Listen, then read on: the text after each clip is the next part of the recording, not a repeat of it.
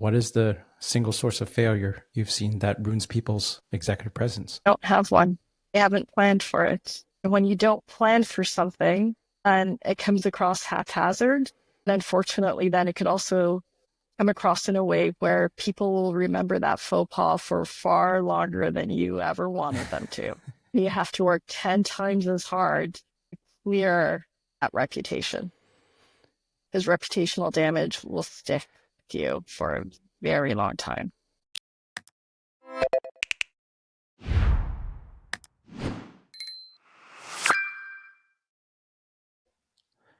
And welcome back to the Coachful Coaching Leadership Podcast. Today, I am here with Eleanor Eaves from Eaves Coaching. How's it going, Eleanor? Very well, thank you. And you? I was just telling you about my Halloween exploits yesterday. Funny clowns, Pennywise the clown, and scary stuff like that, scaring the kids. And today's November 1st, so it's officially Christmas season now, right? Exactly. Yeah, so Merry Christmas to you. Whether you celebrate or not, it doesn't matter. Every Walmart has Christmas. Walmart, Costco is celebrating. So exactly. Yeah, I'm going to hand the mic over to you for a few seconds to introduce yourself and what you do.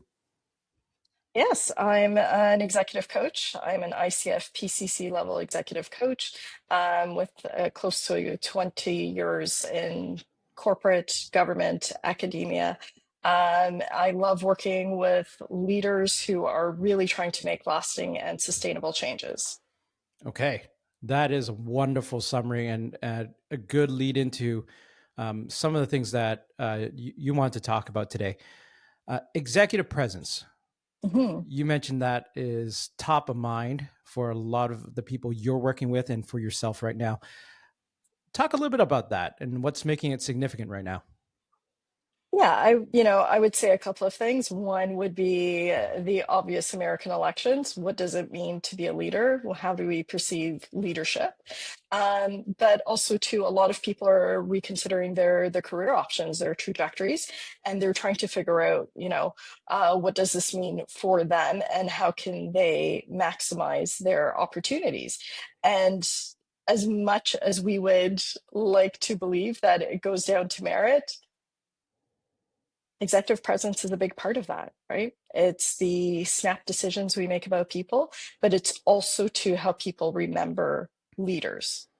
So it's part of it is, yes, the image, how do you look? But the other part of it too is how do you make people feel? And do you command respect? Okay. So many threads we can go there. Where do you want to start? Command and respect, the elections, snap judgments. There's a lot there to unpack. Where do you want to go with this? Anywhere you'd like to go. I mean, this is the area that I love coaching around, and there are so many different aspects to it for exactly that reason, right? Mm-hmm. It is a big thing, and unfortunately, it's one of those things where sometimes people kind of just view it as a superficial thing, mm-hmm. but it's one of the most profound things and aspects of one's leadership. Okay.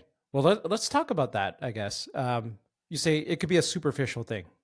Okay. Mm-hmm. And I don't disagree. And that's where snap judgments come about individuals, and especially people who are in the public eye, politicians, celebrities, mm-hmm. and et cetera.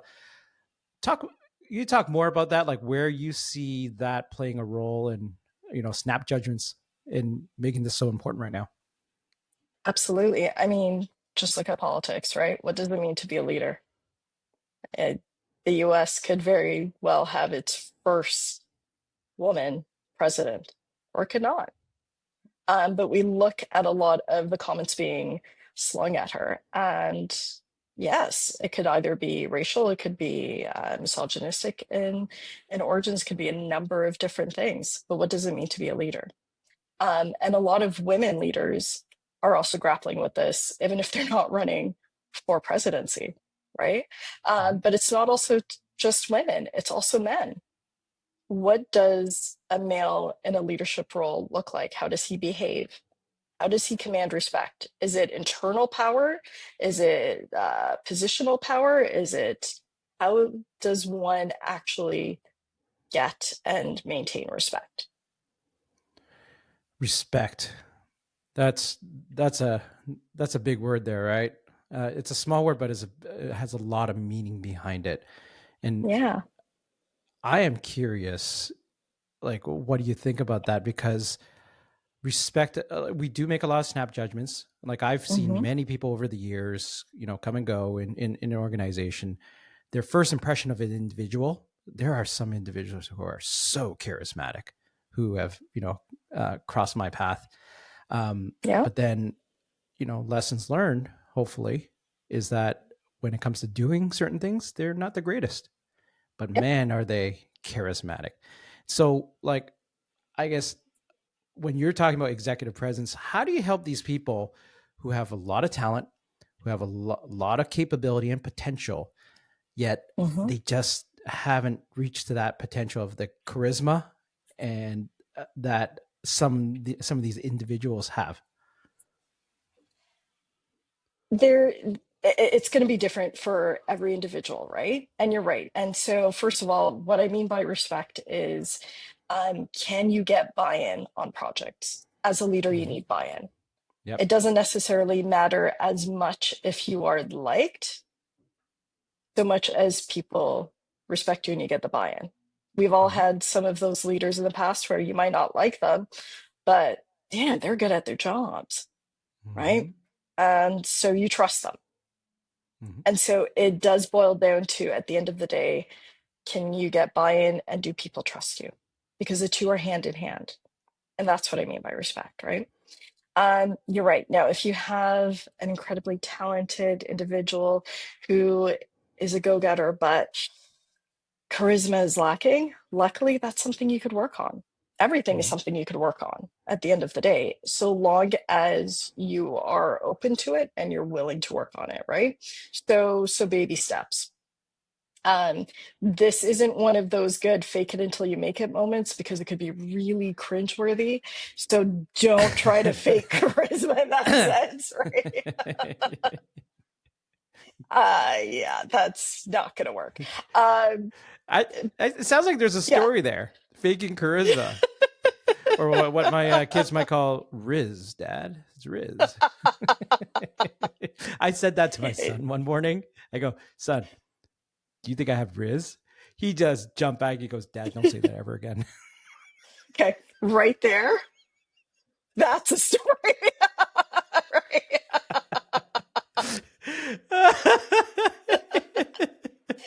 Your son's reaction right there. Oh, by the way, I think there's memes across the internet of those, like where parents try to speak in gen whatever it is, right?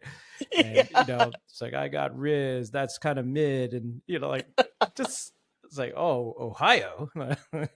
See, I don't even know what that last one meant, but I'm too old for that too. oh, you're too old.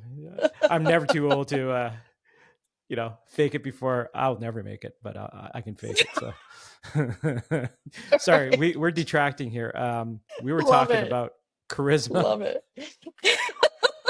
Or lack thereof. Uh, So how do you help people with their Riz? yeah, great question. First of all, I'm way too old to call it that, so I just don't. Uh, love it though. So what we do is we work on first getting them into a comfortable area, right? When a Mhm. person is in their element, when they feel comfortable, when they let their guard down, that's when you could really start to see a little bit of that inner charisma kind of come out, right? Mhm. So first we need to get them into practicing in safe spaces, small groups, places where they feel comfortable. Mhm. Let them experiment a little bit and let them take note, right? A lot of this is like a massive scientific experiment. You're taking notes, you're observing what you did and how it landed with others, Mhm. right? But then how do you feel about that? Because a large part of this too is authenticity. I don't expect a leader to be someone they're not. Mm-hmm. That's not going to work. That's not sustainable, right? Yep. But it's trying to figure out which aspects of you to let shine and which ones maybe we kind of keep to the back, right? I mean, I have a very dark sense of humor, gallows humor. You know, there's a time and a place for it. I fully acknowledge that. Yes. Right? Yes. Yeah. I remember. So it's very important to keep to put a tamper on that humor, especially in a leadership position. There was this leader that I worked with a number of years ago who, had that gallows humor and he would say, "Oh, blah, blah, blah, blah, blah. Ah, by the way, you're all fired after this, blah, blah, blah, blah, blah." And people would just, well, hold on a second. Did you actually mean that? Or was that sarcasm? Yeah, right. I'm not joking, Eleanor. That actually happens. But back to executive Wow. presence, right? And these are pretty high level individuals too. But back to Mhm. executive presence, like, yes, they are charismatic, but saying the right thing at the right time and winning the respect of other people, that's a big part of it, right? And just throwing that in as a Exactly. it's not a throwaway comment, right? And this is not a bunch of friends at a pub having beer. No, Yeah. I mean, and especially considering the cost of living crisis and everything, Mm-hmm. people are living more paycheck to paycheck or Yep. very close to it, right?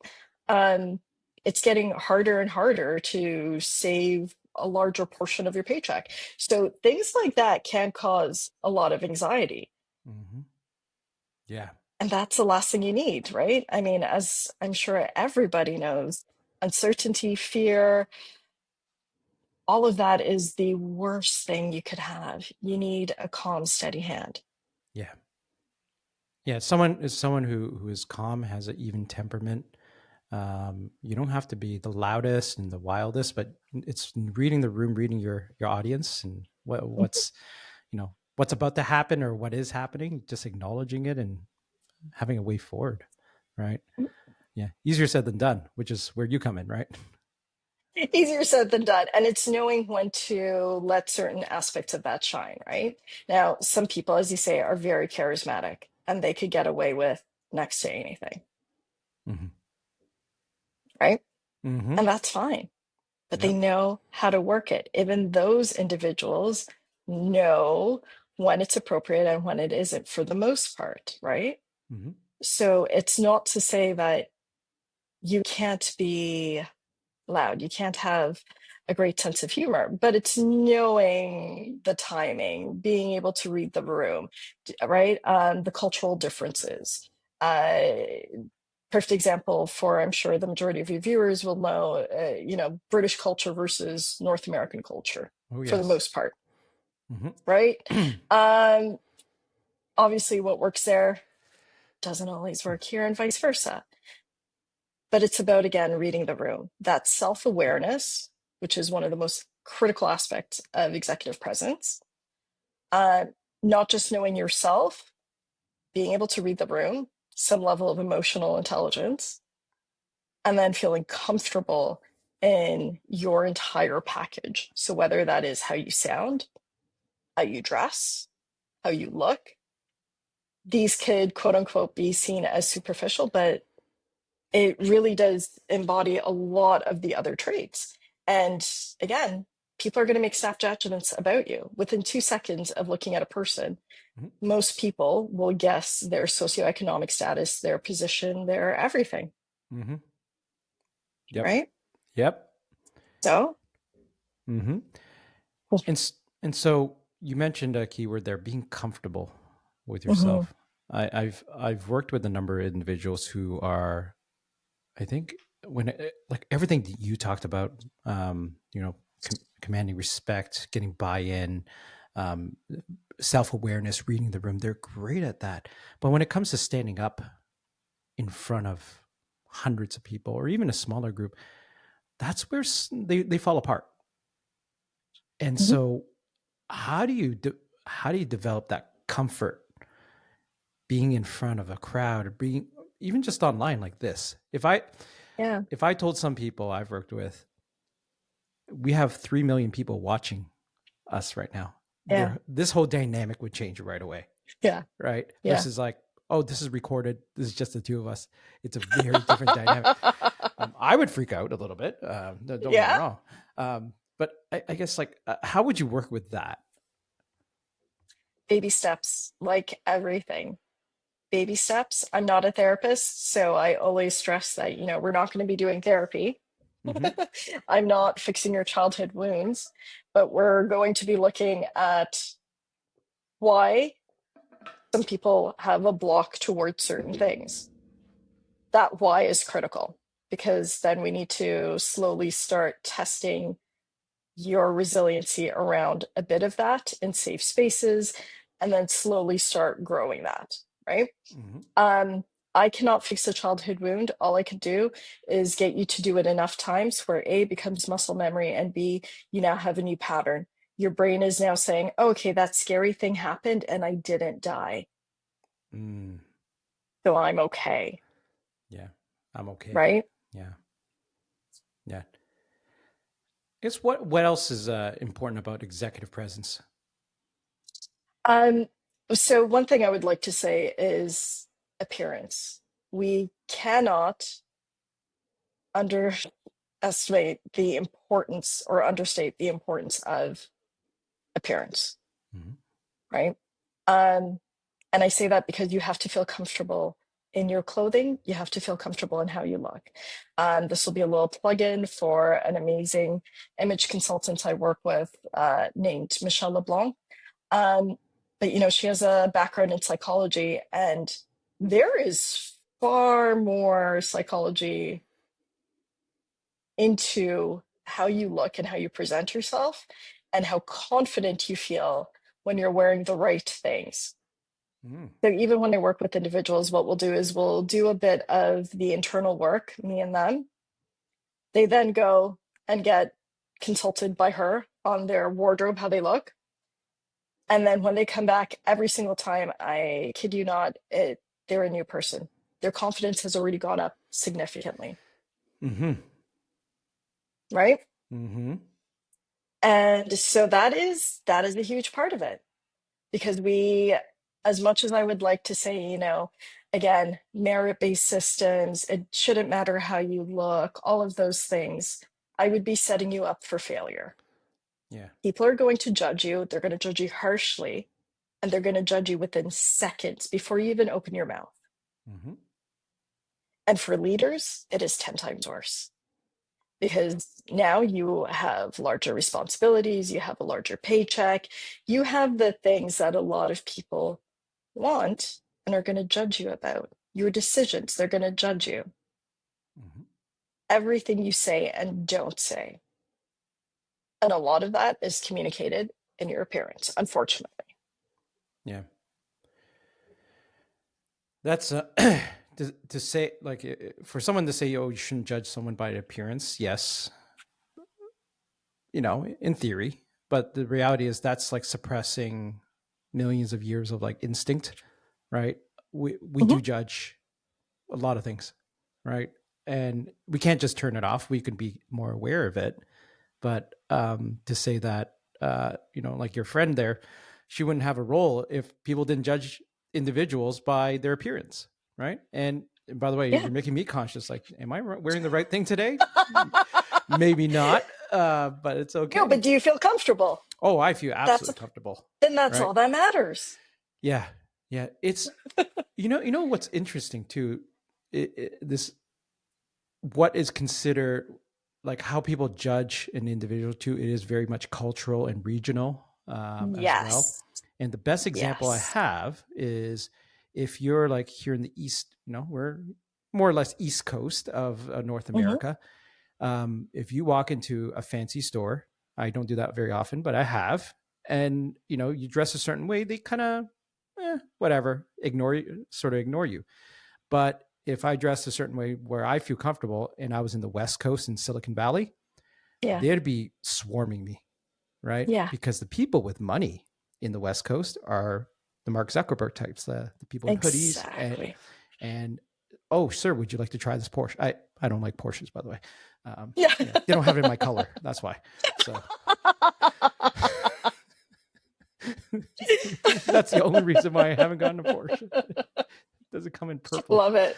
Um, so that, just to my point, like it is very much like depending on where you're from too. And this is just within North America.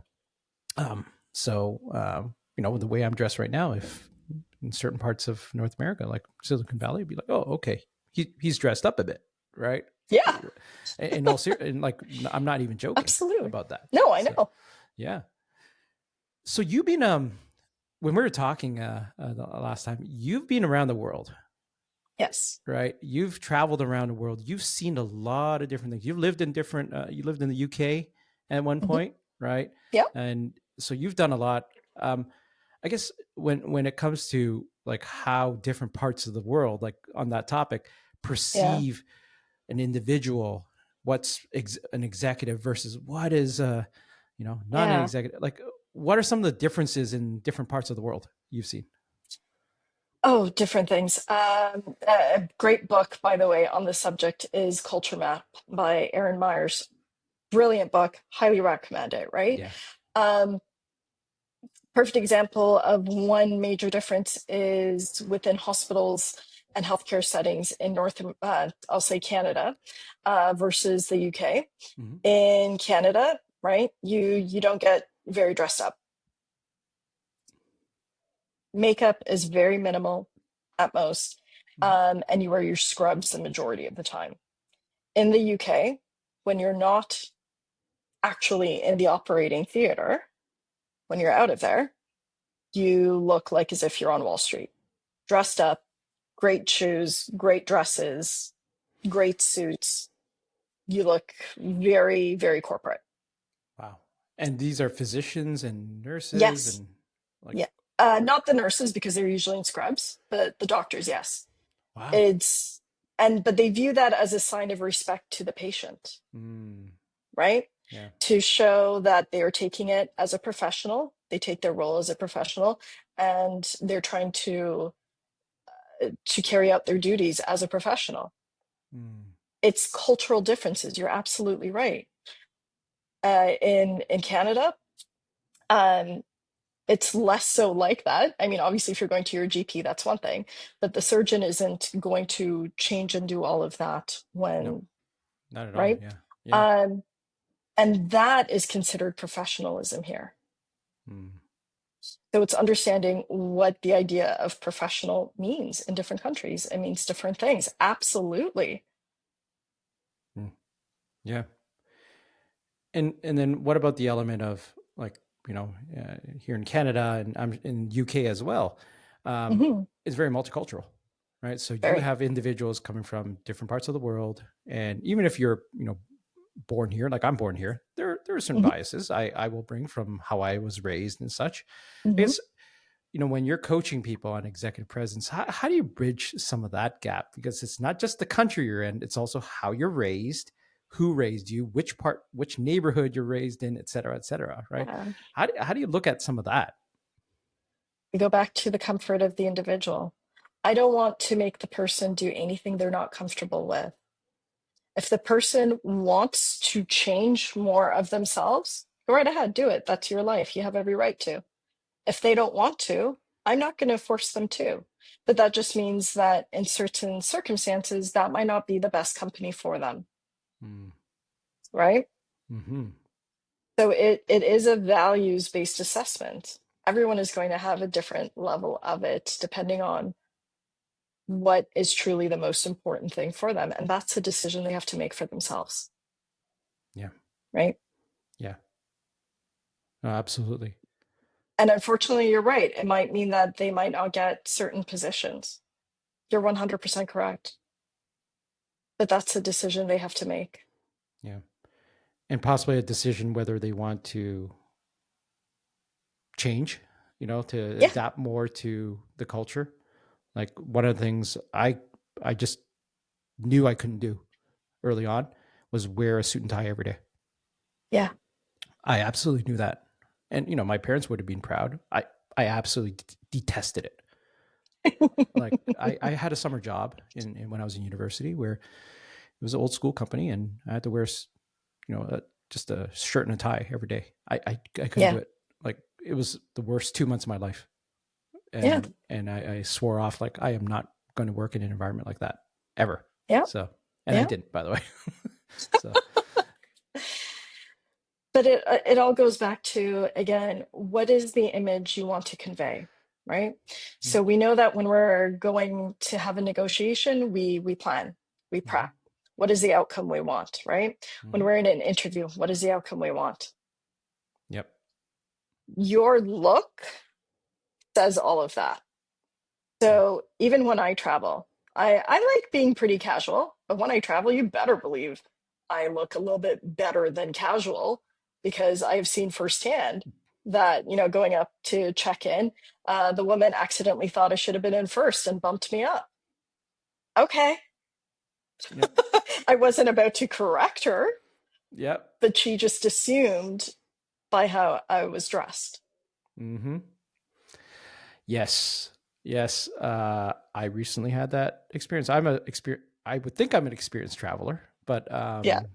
let's just say there was one day I let my guard down and I decided to just dress kind of whatever, t-shirt with a, with a skull on it and everything. It's just very Yeah. casual. I got a few more questions at customs than usual. Yeah. And it was just one of those duh moments. And I quickly corrected it. I'm like, oh, at least wear a collar shirt, comb my Yes. hair always, it just, Yes. it's travel 101, right? Going like they will make a It just snap makes your judgment. life easier. Yeah. Yeah. Well, yeah, I mean, and bless their hearts that through customs, like they have a tough job. They see lots of people every day. They have to make snap judgments, Yeah. right? It's like, well, hold on, I'm going to stop this guy or girl. There's just something fishy, right? It's like you're going for business, yet you look like that, as an example, right? Yeah. So yeah, I mean, appearance makes a big difference, and it's natural human instinct to make judgments. Absolutely. And I mean, there are judgments that are prejudicial, and then there are other judgments that are just from experience, right? Yeah. And so that is where your prefrontal cortex comes in, is to be able to tell the difference between when something is wrong versus when something could be dangerous. Mm. Yeah. So Eleanor, what Yeah. else? What else about executive presence we should touch on? The other aspect is, don't forget the power of networks, right? It's also too about likability, as you were saying at the beginning, that charisma. That charisma is one thing in terms of, being able to hold a room, hold a conversation. Sure, that's one thing. But it's also to your networks. And anyone who is not paying attention to their networks, growing, maintaining their networks, is not going to get the job they want. 60 to 90% of jobs on average are not listed. And even when they are, they know who they're going to be hiring Yeah. for the most part. So a large part of your executive presence is also to that silent network of who's talking about you and how are they talking about you when you're not even in the room, Mm-hmm. which is going to be the majority of the time. Yeah. Right. Mm-hmm. So there's the power of the networks, and there's also to your internal soft power. There is a wonderful woman I've worked with in the past named Charlie, and she trains Malinois dogs for the police force. And I mean, she's a petite little thing. She's very tiny. These dogs do not do what she says just because she's a big, muscular individual who can, take them down. But when you see what these dogs are capable of doing, it is pretty impressive. Mm-hmm. And it's all because of internal power. And I guarantee you, when she walks into a room, everybody senses it. As you said, there's charisma, and then there's that energy certain people have where when they walk into a room, you go, huh, hey, they know who they are. They're confident. Yeah. And that's the other aspect of it too, right? So, Eleanor, Okay.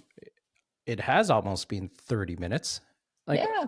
anything else, about executive presence you want to talk about? Well, I would say that I think that that covers the majority of it, but make sure you plan for it just as you would anything else. You need a good strategy and you need to keep working at it. Obviously, as you can imagine, and as everyone knows, the world is also changing. So it's not just a matter too of culture and values, it's also a matter of the times, right? Okay. Making sure that you are staying current with that as well. What was that word? Riz?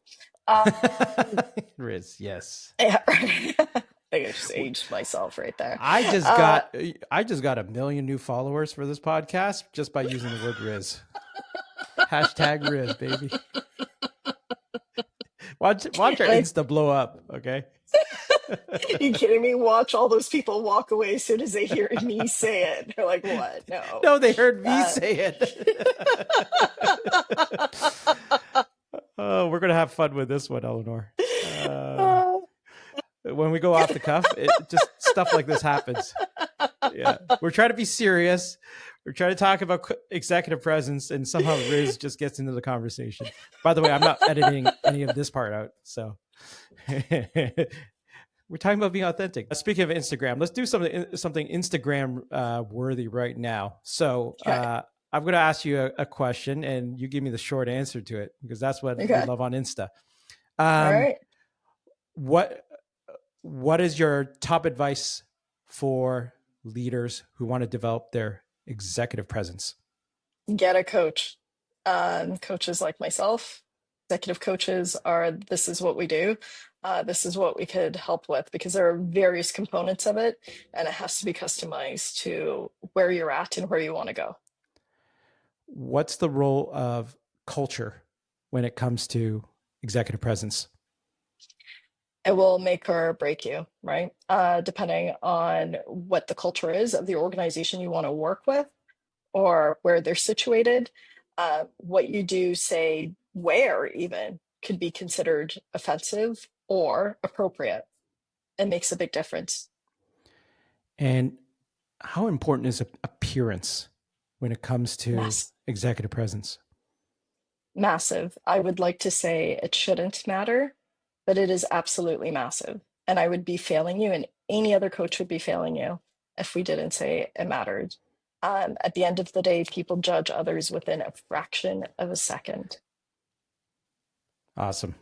Okay, so a couple more questions for you now. And this Mhm. doesn't have to be Instagram worthy, but knowing what you know now about yourself, Eleanor, if you had to Mhm. go back to an earlier version of yourself and give her Mhm. advice, what would you say to her?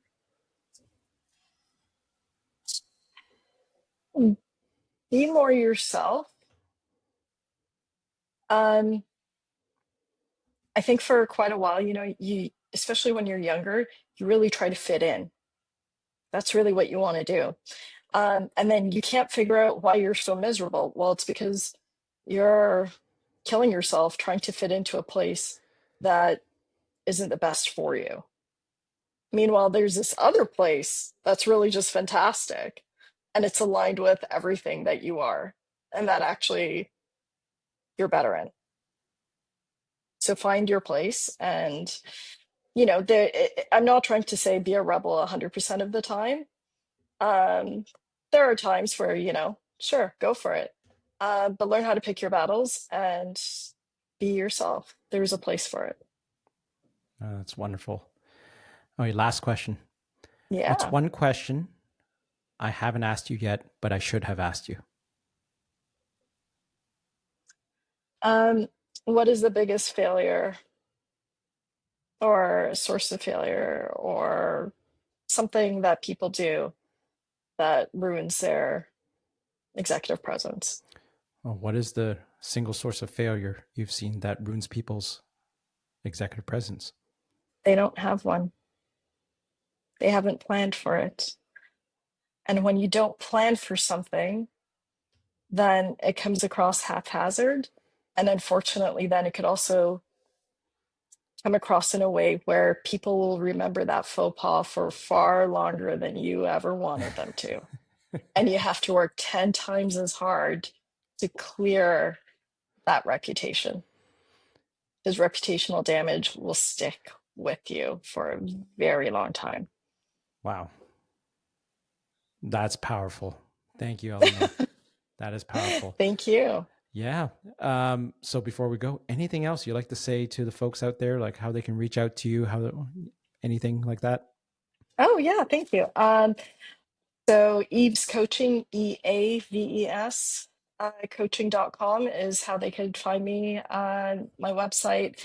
I have lots of different types of services available, and I'd be more than happy to work with anyone. And if I cannot help you, I do have a large network of other coaches that I will refer you to, because it's all about the right fit. So if we're not going to be the right fit, I'd much rather pass you to someone who can better help you. All right. Thank you for the time here. And yeah, thanks for stopping by. Thank you so much for having me. All right.